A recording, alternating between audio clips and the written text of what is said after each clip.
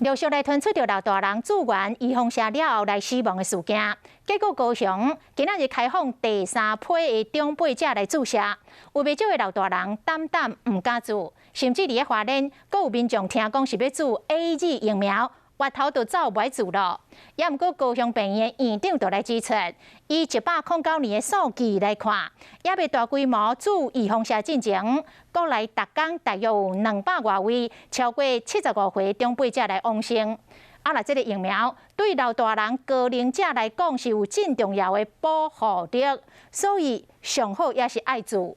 只是注射注了，爱留落来观察30分钟，确认是毋是有严重过敏的情形。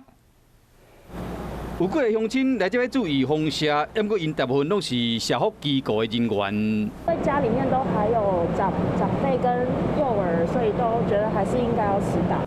高雄市开放第3波老大人注预防射，不过大型注射站来无几个，来看社区的注射站。为什么今天？照较济，不过在去场做测是有202个，到10点为止，敢若来38人。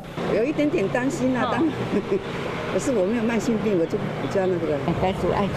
为注射率来看，高雄82岁以上的人口，15到17拢超过6成，甚至悬到8成。不过为19开始就落到3成8。若伫花莲有乡亲来到注射站，就是听讲要注 AZ 尔，回头就走。我打那个老大人注射有顾虑，不过专家是安尼讲的。